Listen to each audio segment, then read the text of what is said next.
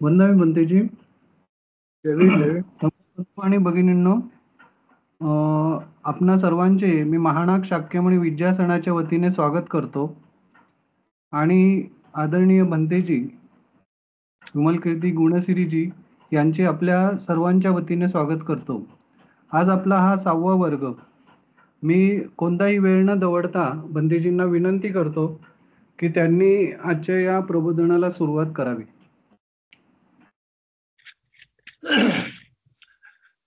तर बंधू आणि भगिनींनो, आपण धम्म प्रचार करण्याच्या दृष्टीनं प्रशिक्षित होण्यासाठी म्हणून हा वर्ग सुरू केलेला आहे. त्याचा जेव्हा प्रारंभ झाला तेव्हा आपण बाबासाहेबांच्या धम्म प्रचाराच्या बाबतीमध्ये काय योजना होत्या, काय संकल्पना होत्या, त्यांचं काय नियोजन होतं ते आपण पहिल्या दिवशी पहिल्या प्रकरणात बघितलं होतं. आणि त्यानंतर मग आपण प्रामुख्यानं मुख्य विषयाला हात घातला होता आणि धम्मप्रचाराची काय आवश्यकता आहे यावरती आपण थोडस लक्ष दिलं होतं. आणि त्यामध्ये आपण बघितलं होतं की बुद्धानच फक्त मनुष्य जाणला, माणसाच्या इच्छा आकांक्षा जाणल्या, आणि हे माणसाचं जीवन कसं घडतं कसं चालतं हे बुद्धानं जाणलं. माणसाला दुःख नको असतं, सुख हवं असतं हे बुद्धानं जाणलं. आता बुद्धाच्या अगोदरी त्याच्या लोकांना माहिती होती नाही असं नाही की दुःख आहे, दुःख आहे, सुख आहे, सुख आहे. पण ते कसं निर्माण होतं, कुठून येतं, काय त्याचा आगापिछा याची काही कोणाला जाणीव नव्हती. आणि म्हणून त्या लोकांनी कल्पना केली होती की कोणीतरी बाहेरच्या शक्तीच्या हातामध्ये असेल, म्हणून देवाची कल्पना वगैरे आली, ते आपण बघितलेलं होतं. बुद्धानं मात्र ह्या साऱ्या गोष्टी अगोदर आजमावून बघितल्या, करून बघितल्या, आणि त्यामधलं व्यर्थता त्यांना दिसून आली. आणि मग त्यांनी स्वतःच्या पद्धतीनं आपल्या मनाच्या माध्यमातून या सत्याचा शोध घेण्याचा प्रयत्न केला. आणि त्या शोधामध्ये त्यांनी जे जाणलं ते आपण मागच्या प्रवचनातून पाहत होतो. पहिली गोष्ट की मनुष्य हा निसर्गातला एक अंग आहे, एक भाग आहे, निसर्गाच्या पेक्षा तो वेगळा नाही. निसर्ग आपल्या विशिष्ट पद्धतीनं कार्य करतो, त्याची चालचलन आहे. त्या साऱ्या नियमांचा आपण मागे विचार केला होता. आणि मनुष्याला सुद्धा ते सारे नियम लागू होतात. इतकंच नाही तर माणसाच्या सुद्धा जगण्याचे नियम आहेत,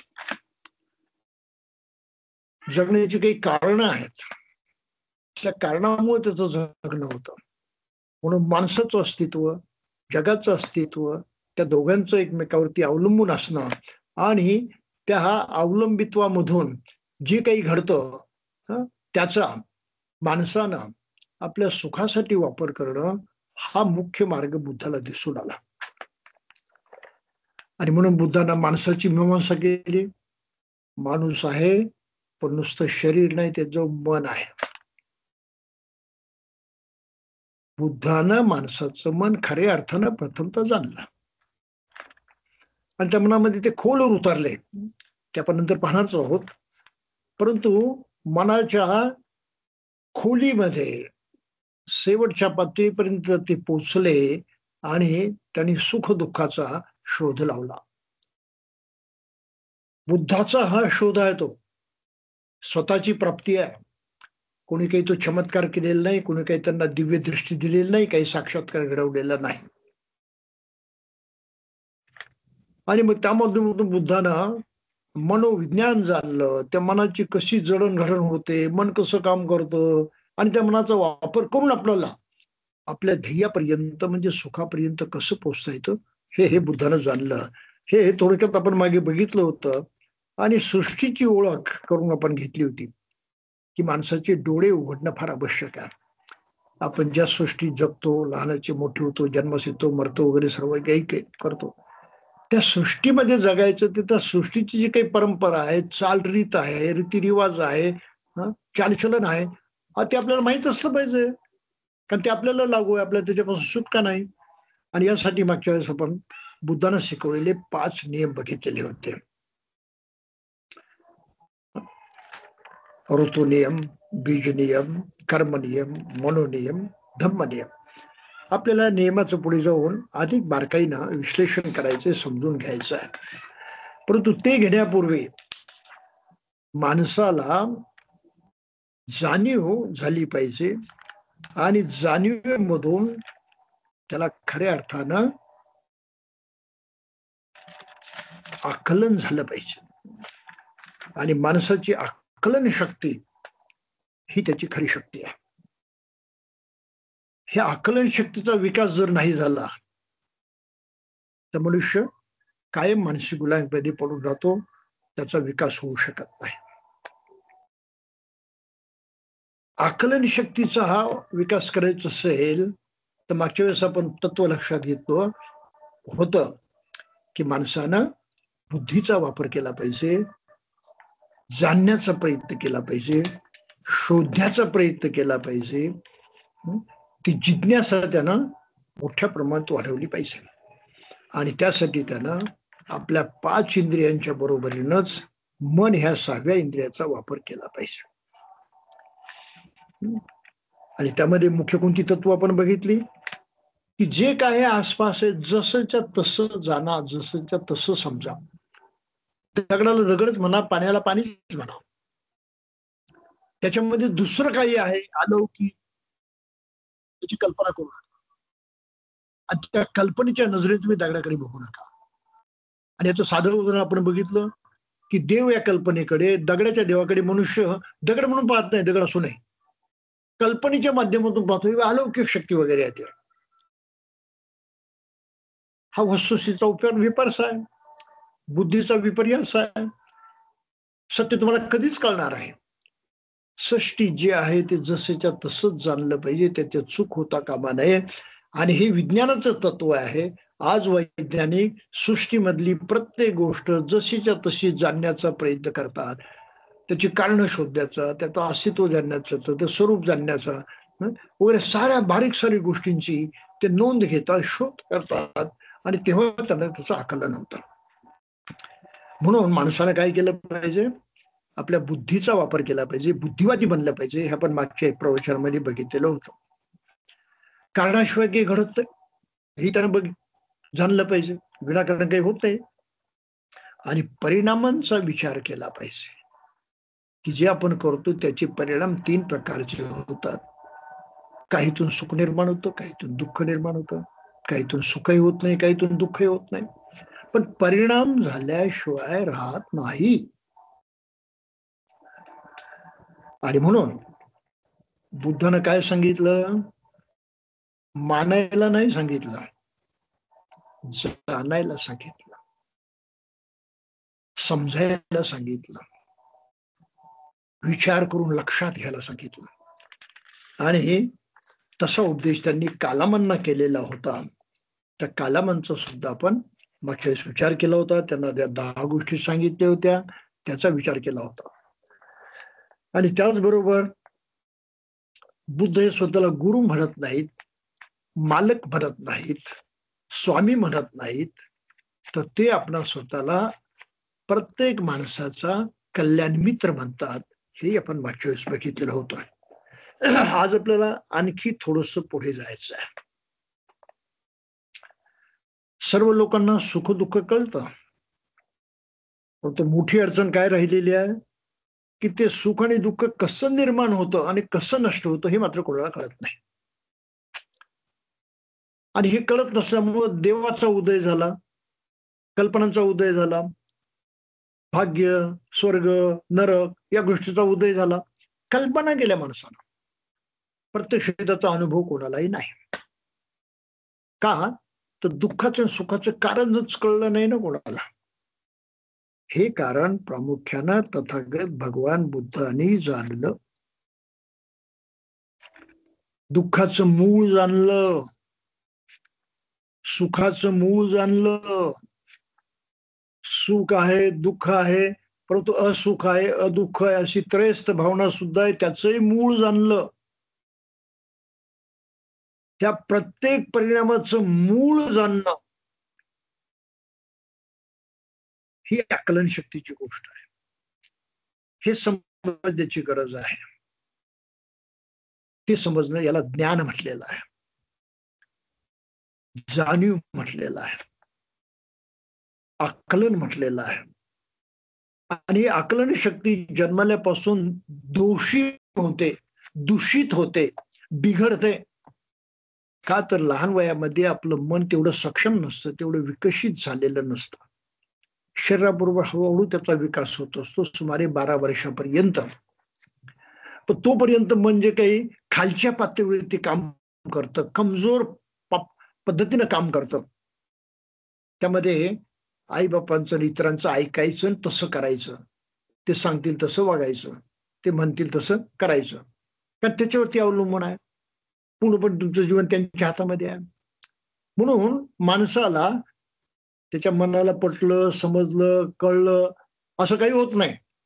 फक्त दुसरे सांगतात त्याप्रमाणे तो करून पाहतो आणि ती माणसाला सवय लागते आणि यामधून त्याचं अध्याय जे आहे ते टिकून राहतं. पुढे जेव्हा विचार करण्याची शक्ती येते तेव्हा खरं म्हणजे माणसाचं एक कर्तव्य आहे की आपल्या त्या बुद्धिमत्तेचा वापर केला पाहिजे, आपल्या तर्कशक्तीचा वापर केला पाहिजे, आपली जिज्ञासा जी आहे त्याची पूर्ती करण्यासाठी शोध घेण्याचा प्रयत्न केला पाहिजे. हा खऱ्या अर्थानं बुद्धीचा खरा वापर जिथून सुरू होतो 12व्या-13व्या वर्षाच्या नंतर, तो मनुष्य करत नाही म्हणून तो जुन्या अंधश्रद्धामध्ये अडकून राहतो. आणि याचं उदाहरण आपण बघितलं होतं की जगातले अनेक माणसं निराळ्या धर्माला मानतात, निराळ्या देवाला मानतात. थोडस कळायला लागलं होती, नाही देव एक जगामध्ये एकच देव आहे असे सारे म्हणतात. परंतु प्रत्यक्षात काय असतं, ख्रिश्चनाचा देव वेगळा, मुसलमानाचा देव वेगळा, हिंदूचा देव वेगळा, सर्वांची वेगवेगळे. आणि गंमत अशी आहे की एकमेकाचे देव एकमेकाला चालत नाहीत. अज्ञान असं स्पष्ट होतं, प्रगट होतं, दिसून येतं. काही लपवाछुपी करता येत नाही, उघड व्हायचं ते होतच. आणि म्हणून जगाचा नियंता एकच देव आहे, मी एकाच देवाला मानतो अशी माणसं सुद्धा जगामध्ये एकोप्यानं जगू शकत नाही, एकमेकाला सहन करू शकत नाही, एकमेकाच्या कामी पडू शकत नाही, उलट एकमेकाच्या जीवावरती उठतात. हे आपण बघतो. हा माणसाचा इतिहास आहे. हे अज्ञान आहे. न जाणणं, न समजणं, आकलन न होणं, जसं आहे तसं न कळणं, हे माणसाचं अज्ञान आहे. आणि ह्या अज्ञानातून मुक्त होण्यासाठी म्हणून बुद्धानं जे शिकवलं ते अतिशय महत्वाचं आहे.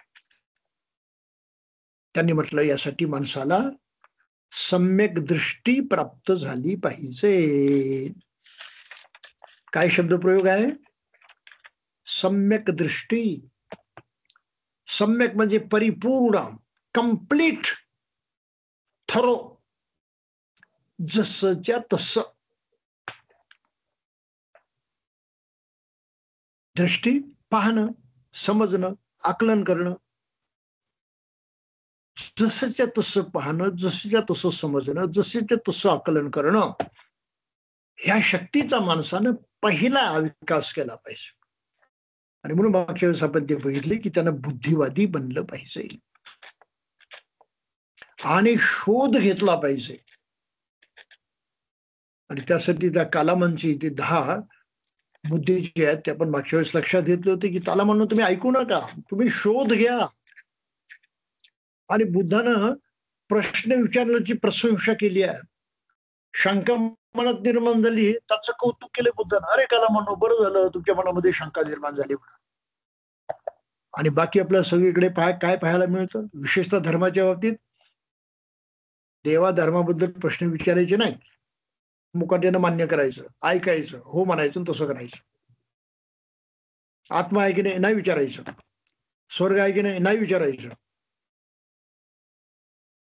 भाग्य आहे की नाही विचारायचं, काही विचारायचं नाही. जे सांगितलं ते ऐकायचं, मुकाट्यानं करायचं. म्हणजे सारे धर्म, विशेष करून देवाला मानणारे धर्म, माणसाला अशी जबरदस्ती करून अज्ञानामध्ये डांबून ठेवतात, बांधून ठेवतात. आता सर्व धर्मात काही ना काही चांगलं असतं, त्या चांगल्याची माणसाला सवय लागते, त्याला हवंसही असतं. आणि त्या चांगल्या बरोबर हे वाईट सुद्धा तो धरून ठेवतो. आणि अशा प्रकारे माणसाचं जेव्हा जे ते संमिश्र होतं, सुख दुःखानं भरून जातं आणि व्यवहारामध्ये तो त्या पद्धतीने वागल्यामुळं तो एकमेकाच्या कामी पडत नाही, एकमेकाला सुख देऊ शकत नाही, उलट एकमेकाशी वाईट वागून दुःख मात्र निर्माण करतो. म्हणून धर्माच्या नावाने जे वाईट घडतंय त्याचं मुख्य कारण हे आहे.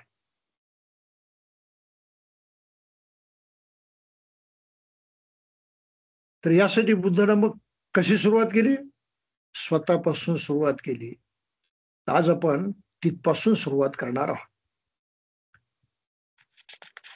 दुःख कसं निर्माण होतं याची जी कारण त्यांनी सांगितलेली आहेत, त्या कारणामध्ये आपली जी डोळे आहेत, कान आहेत, नाक आहे, जीभ आहे आणि त्वचा आहे,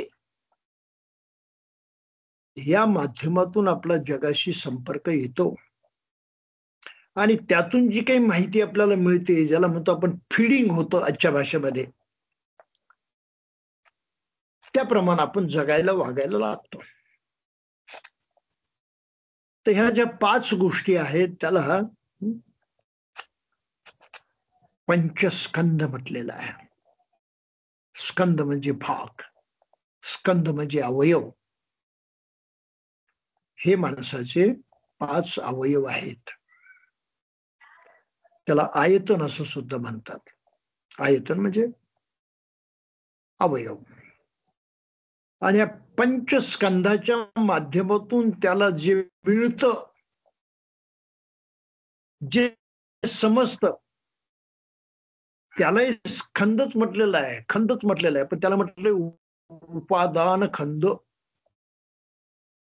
या 5 गोष्टींच्या मुळे त्याला जे जे कळतं ते कळण्याचे विषय आहेत, कळण्याची जी वस्तू आहे ती म्हणजे उपादान स्कंद. कसं होतं? डोळे अवयव आहे, स्कंद आहे. डोळ्यांना दिसतं, काय दिसतं? रूप दिसतं. डोळ्यांनी पाहिलं संपलं, तर इंद्रियाचं काम संपलं. पण जे रूप दिसलं, त्या रूपाचा प्रभाव मनावरती पडतो आणि मन त्या रूपाच्या मागे लागतं, त्याचा विचार करायला लागतं, त्याच्यामध्ये गुंतून पडतं. डोळ्यांचं काम संपलं. तर रूप जे आहे ते उपादान स्कंद होतं. म्हणजे तुम्हाला काहीतरी करायला लावतं, तुमच्यावरती परिणाम करतं, तुम्हाला थोडस हलवतं, करायला लावतं, पेटवतं, काहीतरी करतं ते. मग रूप सुंदर असेल तर माणसाला आवडतं, इच्छा निर्माण झाली, काही करण्याची इच्छा निर्माण झाली. वाईट असेल तर माणसाला आवडत नाही, ते नाकारण्याची धिक्कारण्याची इच्छा निर्माण झाली. सुखही नसेल, दुःख नसेल तर मग मनुष्य त्रयस्थपणे राहतो.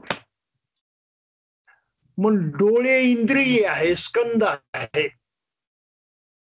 आणि डोळ्यानं दिसणारं रूप जे आहे ते उपादान स्कंद आहे, की त्याने तुम्हाला कुठेतरी डिवचलंय, कुठेतरी हलवलंय, कुठेतरी तुम्हाला विचलित केलेलं आहे. फार महत्वाचा विषय बरं, लक्षात घ्या आपण. हेच कानाने ऐकल्यावरती सुद्धा होतं. कानाने स्वर ऐकला, कानाचं काम संपलं.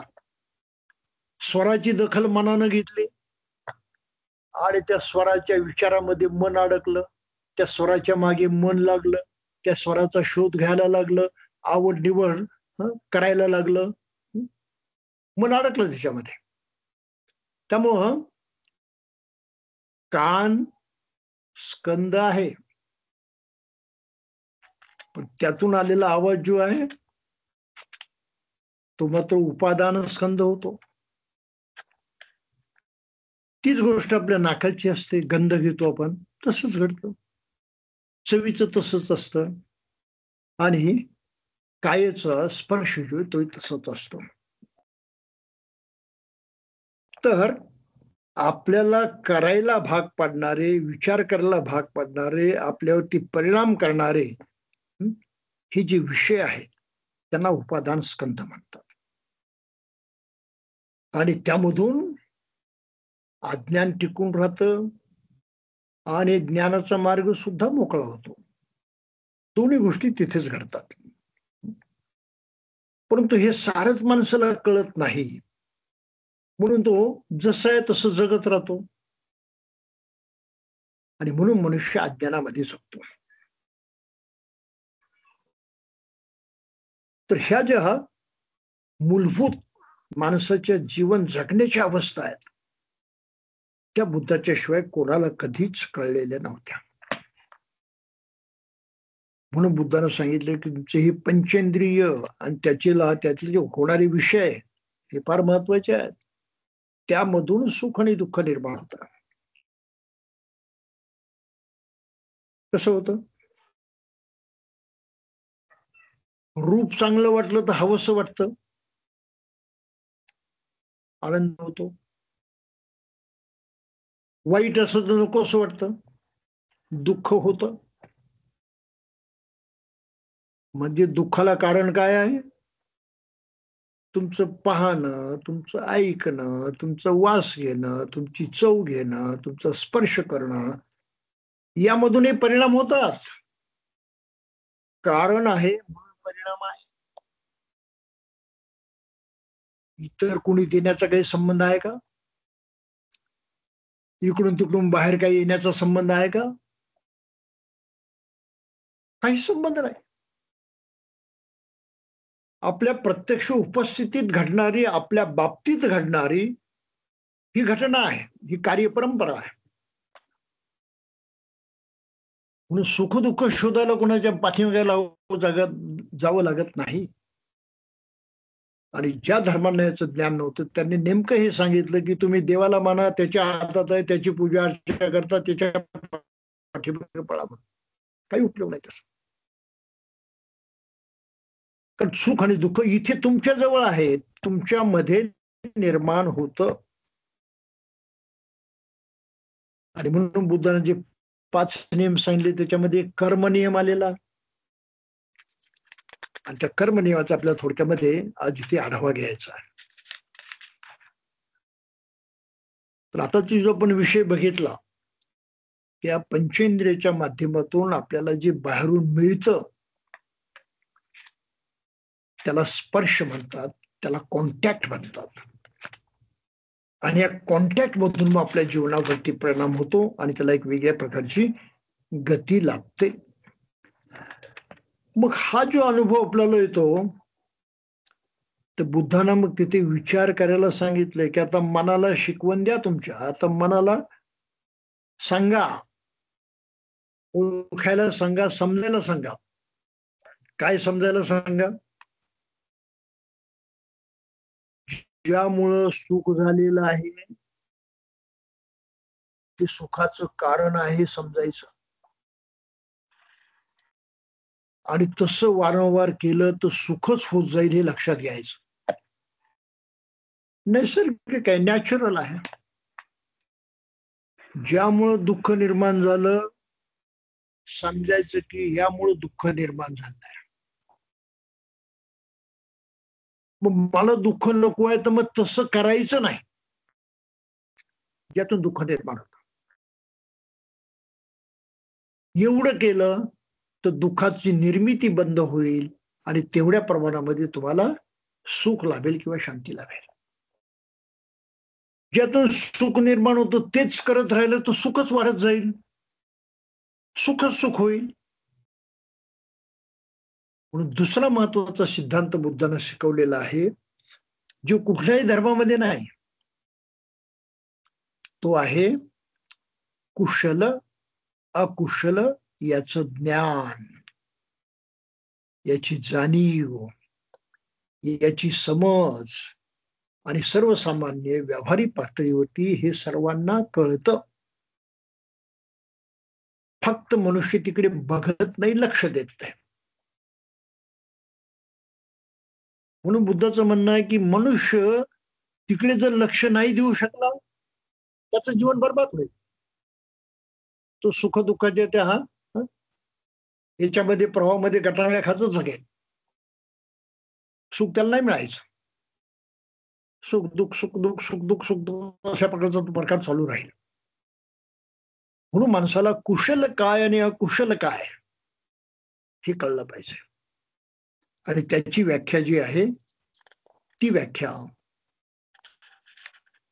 एकदम सोपी आहे. 2 शब्दामध्ये. सुख निर्माण झालं कुशल, दुःख निर्माण झालं अकुशल. 2 शब्द. फक्त ते जाणण्याची शक्ती असावी लागते, आकलन करण्याची शक्ती असावी लागते.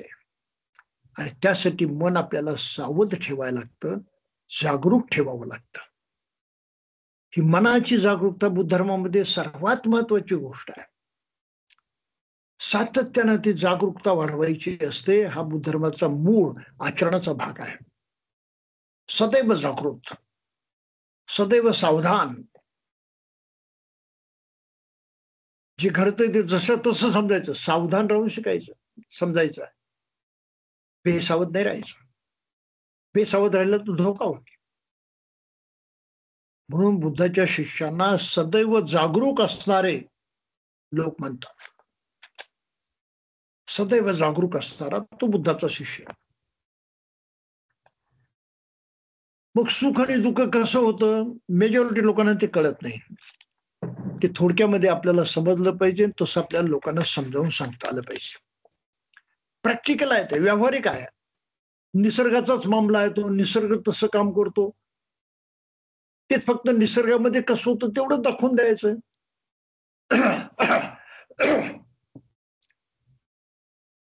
म्हणून बुद्ध धर्मातला महत्वाचा सिद्धांत आहे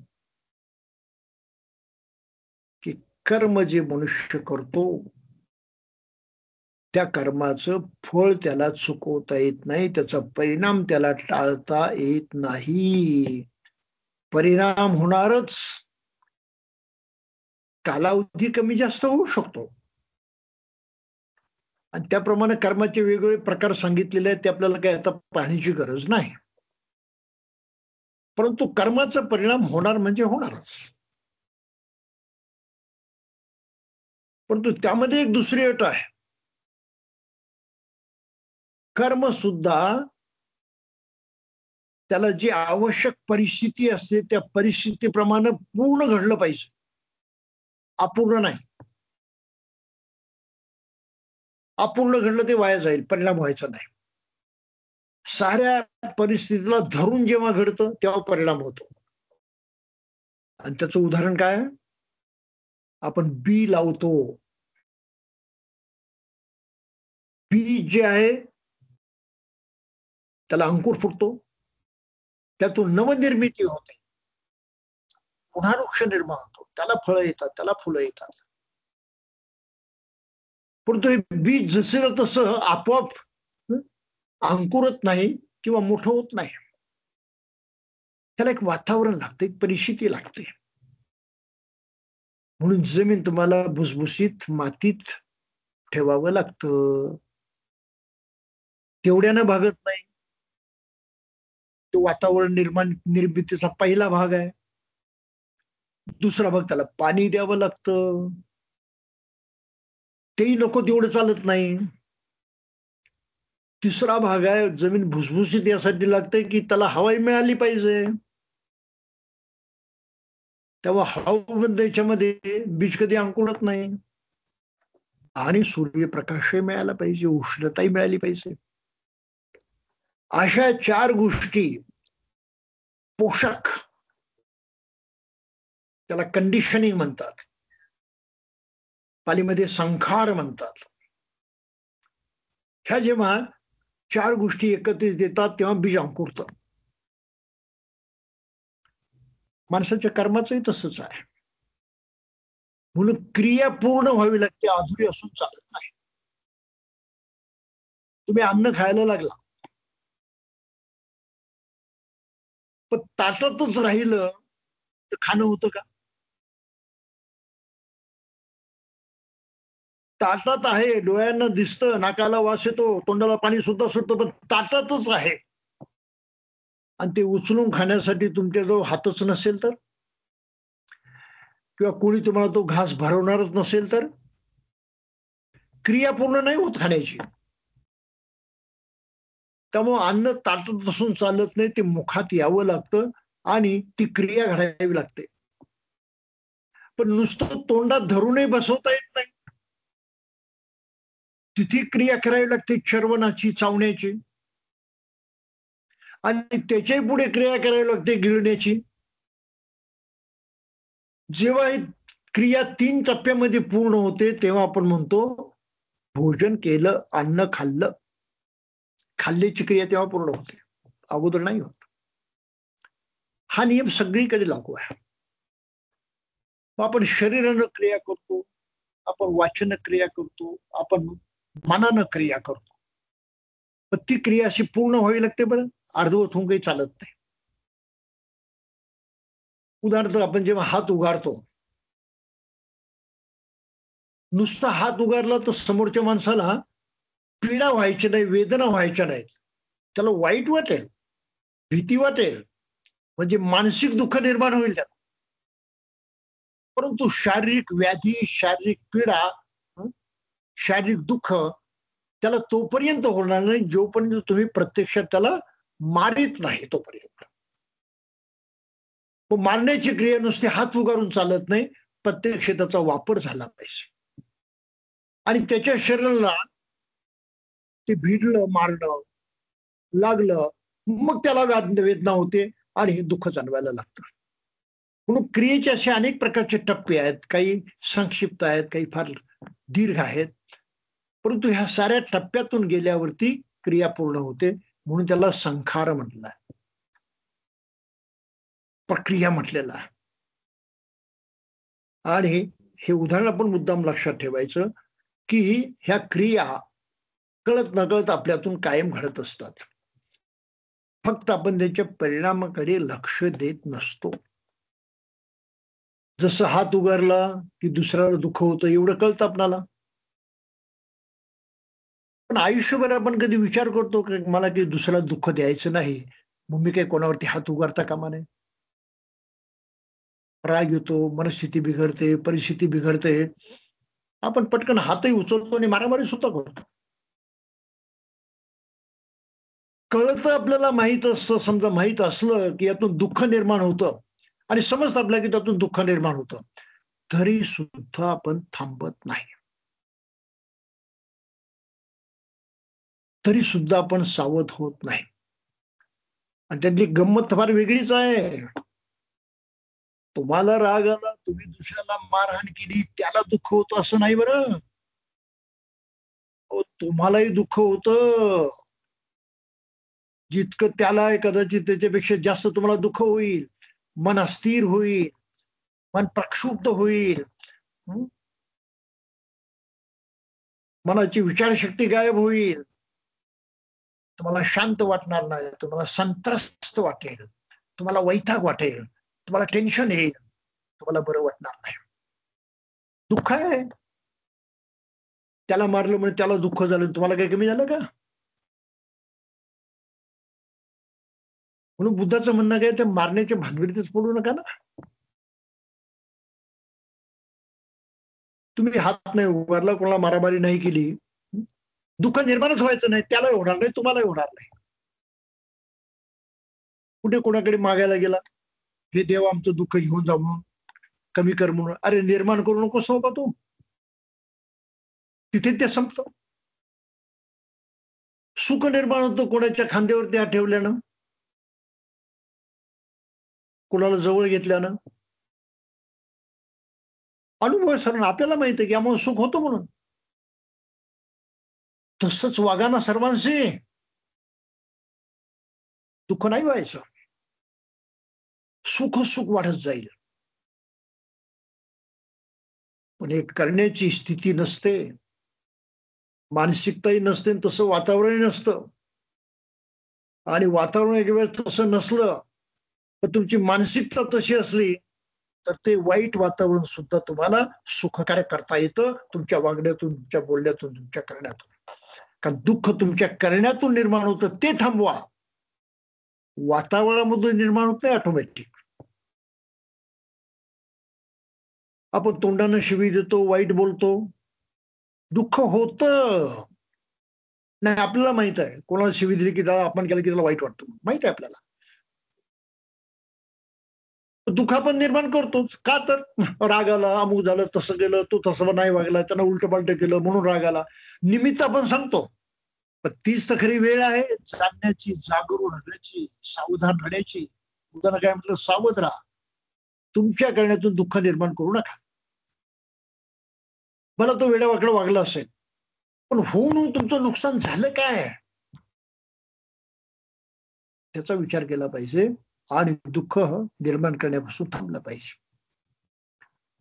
गोड बोला, चांगलं बोला, आपुलकीनं वागा, सुख निर्माण होणारच आहे.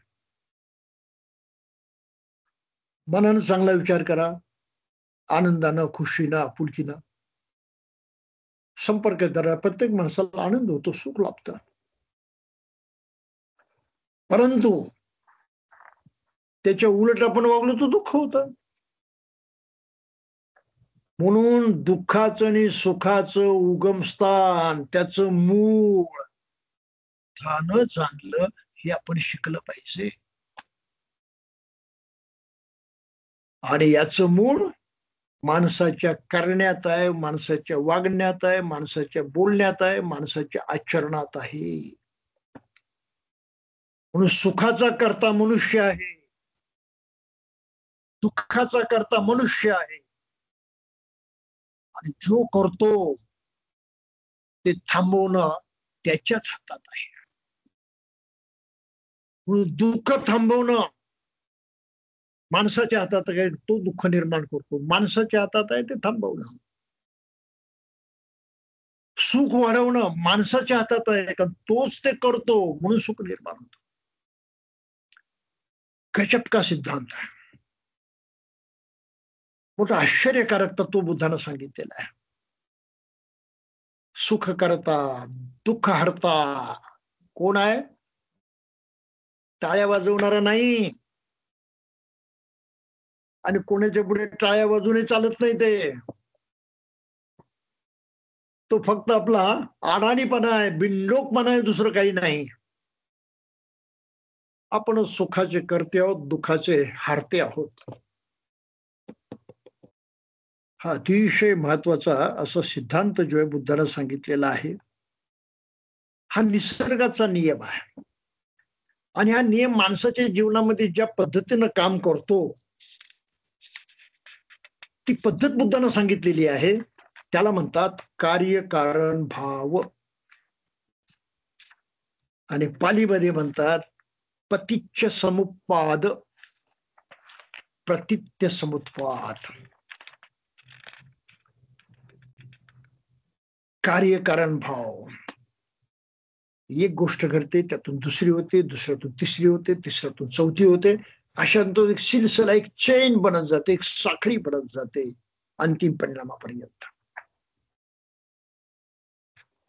मग मनुष्याच्या जीवनात सुख दुःख येतं, काय येतं? तर बुद्धाचं म्हणणं आहे, त्याच्या मनावरती तसा परिणाम झालेला अगोदरचा अज्ञानाचा परिणाम झालेला, अविच्छा. त्याला कळतच नाही, त्याला समजतच नाही. त्याच्या मनावरती तो परिणाम झालाय, मन त्या पद्धतीने वागतं, याला काही कळत नाही.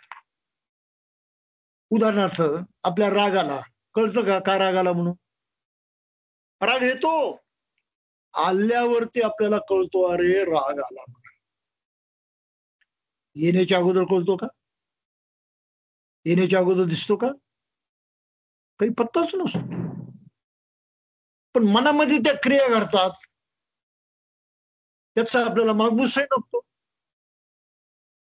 कारण मनामध्ये ते अज्ञान दडलेलं आहे. त्या अज्ञानामुळं परिणाम आपल्याला तसे जाणवतात. कारण मनाला तशी जुनी सवय लागलेली आहे म्हणतात.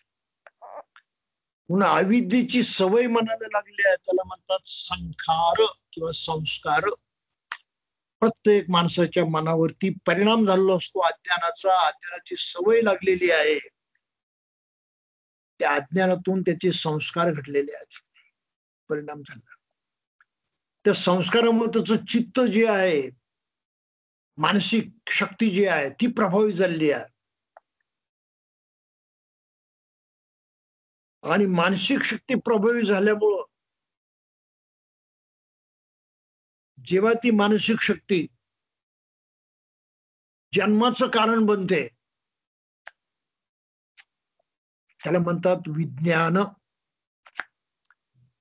म्हणून अविद्येतून संस्कार होतात, संस्कारातून विज्ञान तयार होतं. आणि विज्ञान जेव्हा जन्म ग्रहण करतं, चेतना शक्ती जेव्हा शरीर धारण करते, तेव्हा त्याचं अस्तित्व बनतं शरीराने मन रूपी मनुष्य. आपल्याला शरीर लाभलेलं आहे, मन लाभलेलं आहे, त्याच्या पाठीमुळे हे घडलेलं आहे. चेतना शक्तीमध्ये अज्ञान साठलेलं आहे. त्या अज्ञानाचा परिणाम चेतना शक्तीवरती झालेला आहे. त्या चेतना शक्तीचं रूपांतर मग शरीरामध्ये झालेलं आहे, मनामध्ये झालेलं आहे. आणि मग तीच पद्धत पुढे चालू राहते.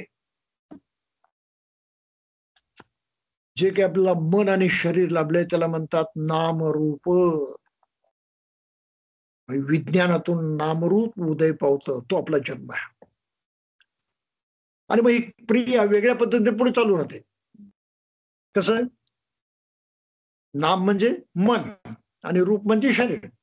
आपलं मन आणि शरीर कशाचं बरं? ह्या साऱ्या कशाचं बनलेलं आहे? तर 6 गोष्टींचं बनलेलं आहे. मन एक गोष्ट आहेच, पण शरीराला 5 इंद्रिय आहेत. डोळे आहेत, कान आहेत, नाक आहे, जीभ आहे, त्वचा आहे.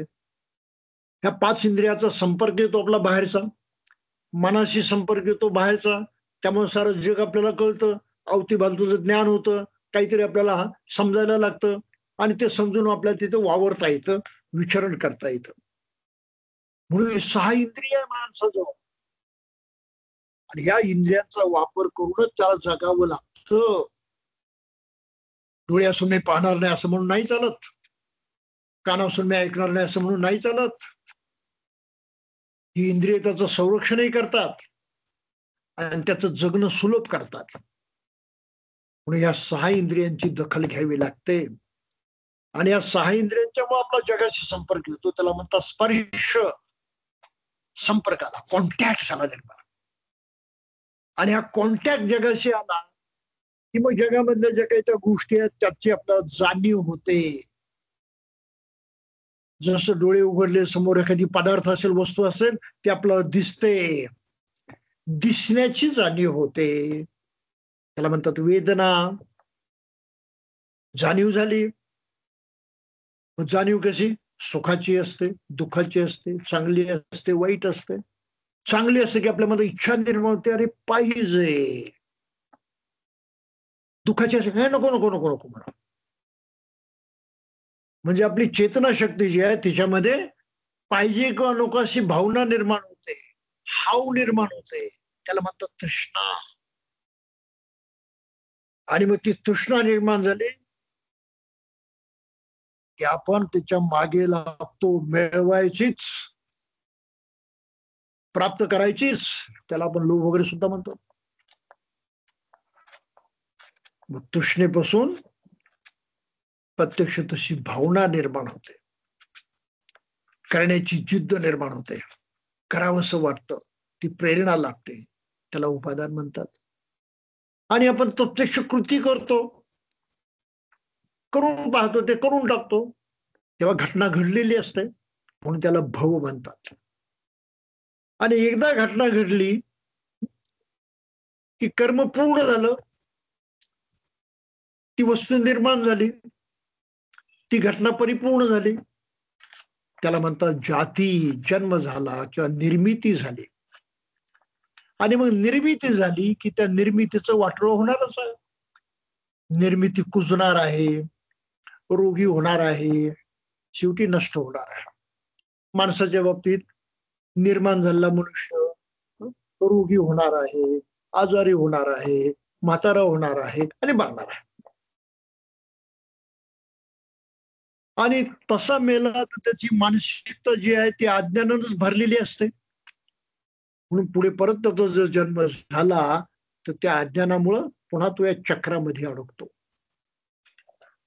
याला भवचक्र म्हणतात. आणि ह्या चक्रातून मुक्त होण्याचा बुद्धानं शोध लावला. म्हणून बुद्धाचा धर्म जगामध्ये अलौकिक आहे, निराळा आहे. नुसती बुद्धीनं समजून घ्यायची गोष्ट नाही. विश्वामध्ये जे काही चाललेलं असतं त्या घडामोडी जे आपल्या कल्पनेच्या पलीकडे आहे, आपल्याला अंदाजही करता येत नाही अशा आहे, त्या जाणून त्या प्रक्रियेतून मुक्त होण्याचा हा मार्ग आहे. म्हणून बुद्धाचा धर्म अतिशय गहन आहे, अतिशय गंभीर आहे. नुसते आपल्या व्यावहारिक बुद्धीवरती बुद्धीच्या माध्यमातून तो कळत नाही. म्हणून अनेक लोकांच्या मनामध्ये बुद्ध धर्मामध्ये अनेक शंका असतात, अनेक प्रकारचे भ्रम असतात, गैरसमज असतात. तर या गैरसमजाच्या बाबतीमध्ये सावध व्हायचं असतं. बुद्ध बनल्याशिवाय बुद्धाचं ज्ञान खऱ्या अर्थानं आपल्याला आतून बाहेरून समजणार नाही, कळणार नाही. एवढं जरी सत्य आपल्याला कबूल करावं लागतं. बुद्धाला जे कळलं, बुद्धानं जे जाणलं, बुद्धानं जे अनुभवलं, ते ज्या अवस्थेमध्ये जाऊन अनुभवलं आणि ते अनुभवल्यानंतर त्यांनी आपल्याला सांगण्याचा आपल्या शब्दात प्रयत्न केला. पण ते शब्द सुद्धा कळणं आपल्याला कठीण यासाठी होणार आहे, कारण आपण त्या अनुभवापर्यंत पोहोचलेलो नाही. ही अतिशय महत्वाची गोष्ट जी आहे ती आपण लक्षात घेतली पाहिजे. म्हणून बुद्ध धर्माबद्दल शंका असतील, कुशंका असतील, काही गोष्टी समजत नसतील, पण तिथे असं बोलून चालणार नाही की मला हे कळलं नाही, मला बुद्ध धर्म मान्य नाही, मला हे कळलं नाही, बुद्ध धर्माबद्दल मला काही इंटरेस्ट नाही. ही भाषा करायची नाही. आणि ही आम जनतेची भाषा. आणि तुम्ही खालच्या पातळीवरती आहात आणि तिथली बुद्धिमत्ता तुम्ही बुद्धाच्या त्या वरच्या पातळीला तपासण्यासाठी वापरता. जमेल का ते? नाही जमणार. म्हणून बुद्धाने जे सत्य सांगितलं ते लक्षात ठेवायचं की तुम्ही त्या पातळीपर्यंत पोहोचा. आणि कसं पोचायचं ते बुद्धानं सांगितलं. मी सांगितलं ते करा, आचरण करा, तुम्ही तिथे जाऊन पोहोचा. इतकं सोपं आहे. आपण करण्याच्या भानगडीत पडत नाही. आपण प्रश्न विचारतो, बुद्धानं आत्मा नाही मानला, पण बुद्धानं पुनर्जन्म मानला, कसं शक्य आहे ते? अरे बाबा, तुला आत्माही माहित नाही, पुनर्जन्मही माहित नाही, ते काय घडीमोडी होत त्याची तुला काही अंदाज नाही. उगीच आपल्या कुठे तुला ऐकलं लोकांना सांगत सुटलं. बुद्धानं सांगितलं की त्या अवस्थेला पोच, तुला कळेल. म्हणून बुद्ध धर्माच्या बद्दल लोकांच्या आधुनिक काळामध्ये जे काही अशा शंका आहेत, कुशंका आहेत, गैरसमज आहेत, ते कृपया आपण लक्षात घेतले पाहिजेत. आणि आपली पातळी ओळखून बुद्धानं जे जाणलं ते जाणण्याची शिकवण दिली आहे, बुद्धाचं मोठेपण आहे आणि त्याचा आपण पुरेपूर फायदा घेतला पाहिजे. अशा प्रकारची श्रद्धा बाळगून आपण धम्माचरणाला लागलं पाहिजे, बुद्ध धर्म शिकला पाहिजे. ही मानसिकता जेव्हा आपण लोकांच्या मनात निर्माण करतो तेव्हा माणसं प्रॅक्टिकली बौद्ध बनतात, जगायला लागतात. जोपर्यंत त्यांची अशी खात्री पटत नाही तोपर्यंत माणसं आचरणशील बौद्ध बनत नाहीत.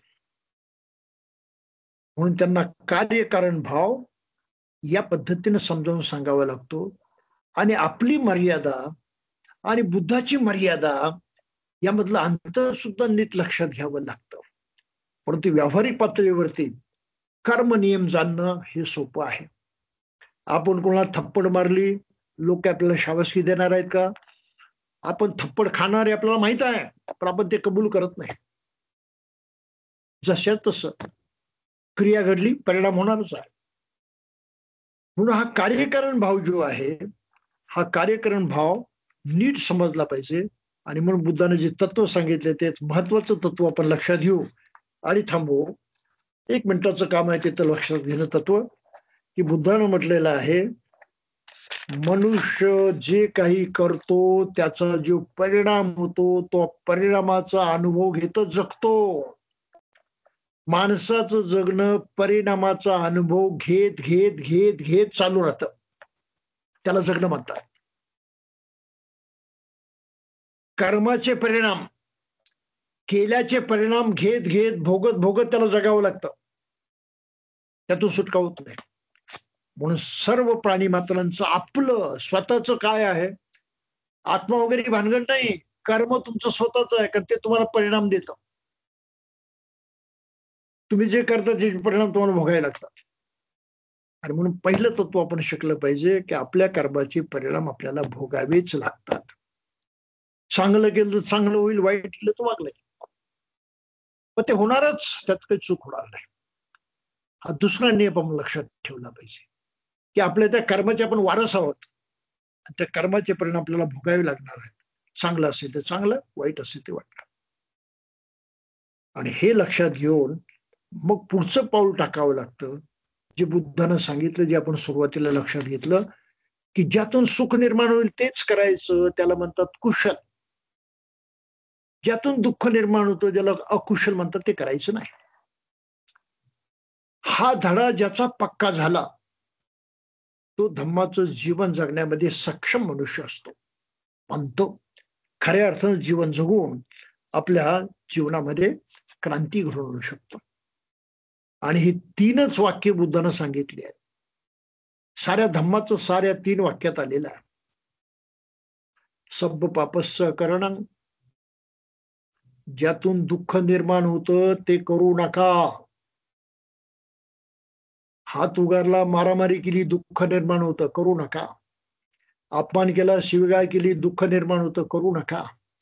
वाईट विचार केला, वासना विकाराच्या माध्यमातून मन ग्रसित झालं, दुःख निर्माण होतं, ते करू नका.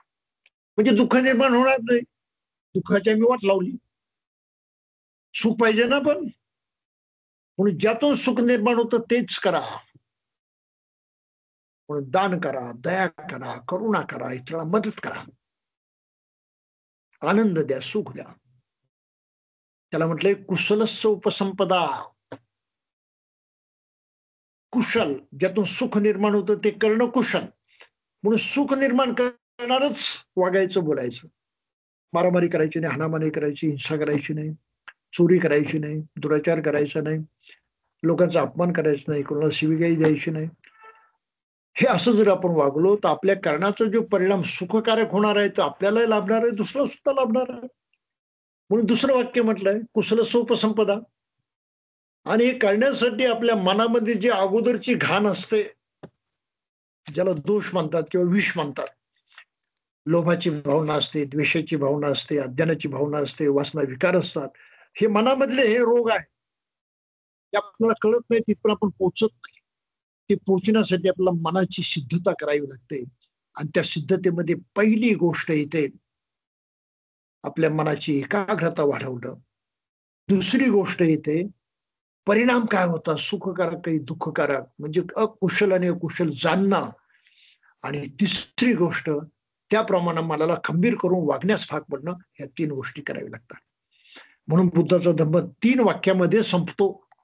सब्ब पापस्य करणं, कुशलस्य उपसंपदा, सचित पर्योत्पन्नं एतं बुद्धानुशासनम्. अशा तऱ्हेनं आकलन शक्तीचा वापर केला, विकास केला तर आपणाला व्यावहारिक जगामध्ये सुखानं जगता येतं. आणि आकलन शक्तीला बुद्धानं म्हटलेलं आहे सम्मादृष्टी. डोळे उघडले, मनाचे डोळे उघडले, हे सारं समजायला लागलं, त्यामुळे मनाचा मी तसा वेगळा वापर करायला लागलो आणि त्या दुःखापासून मुक्त झाला. तर अशा तऱ्हेने जेव्हा मनुष्य समजतात तेव्हा ते आपल्या जीवनाला न्याय देऊ शकतात आणि नैसर्गिक पद्धतीने जगू शकतात. जर ते केलं नाही तर मग त्यांच्या जीवनाला काही अर्थ राहत नाही. तर धम्मबंधू भगिनींनो, आज एवढंच लक्षात ठेवा. आपण पुढे जाऊन आणखी खोलात जाणार आहोत आणि एक एक मुद्दा लक्षात घेऊन आपल्या जीवनाला आकार देण्याचा प्रयत्न करणार आहोत. तोपर्यंत आपण इथेच थांबूया. जय भीम.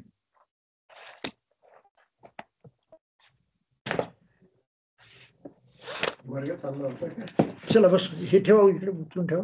वर्ग चालला होता, वर्ग त्याच्यावर ठेवा. हा वर्ग होता ना. अच्छा अच्छा, हे मला माहित नव्हतं. नाही, दर सोमवारी ऑनलाईन वर्ग असतो. अच्छा. हॅलो, काही प्रश्न आहेत का? हॅलो,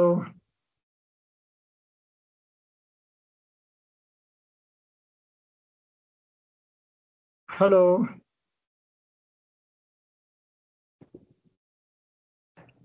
काय लाईट गेली काय?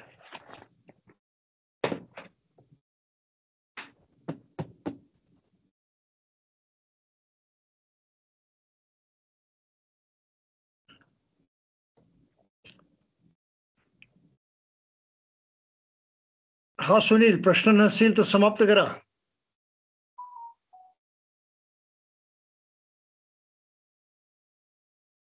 हॅलो,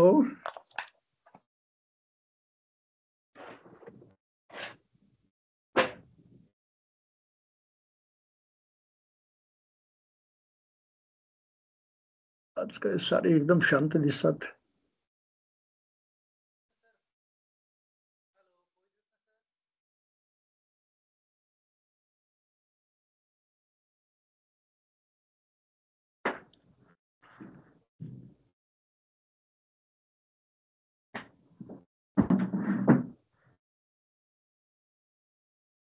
हॅलो, काय काय ऑफ झालं की काय? नाही, चालू आहे.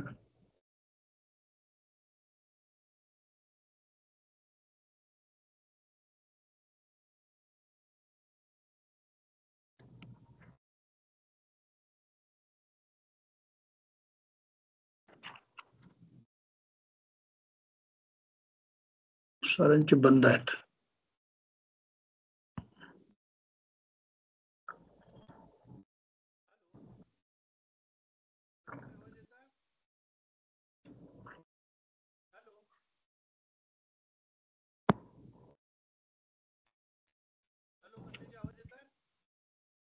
बंतेजी कोणतरी बोलतंय. हा, आवाज येत नाही ना माझ्याकडे.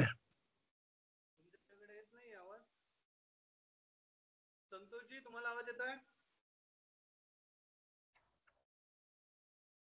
कवितेत ना प्रश्न नसेल तर मग हो, ठीक आहे. करा. सचिन, ठीक आहे, ठीक आहे. सगळ्यांना आज चांगल्या रीतीने कार्यक्रमामध्ये सहभाग घेऊन आपण शांततेने ऐकलं त्याबद्दल धन्यवाद. आपल्या सर्वांतर्फे बंतेजींचं पण धन्यवाद. आणि हॅलो, आपल्याला हो बंतेजी, मी एक सूचना सांगतोय. जाताना फक्त एक सूचना करेल की कृपया 8 वाजेपर्यंत म्हणजे सगळ्यांनी जॉईंट व्हावं. कोणी वेळ म्हणजे वाट बघण्याची वेळ आणू नये, एवढी एकच सूचना होती माझ्यातर्फे. आणि आता आपण हा कार्यक्रम संपला असं मी जाहीर करतो. ओके. धन्यवाद.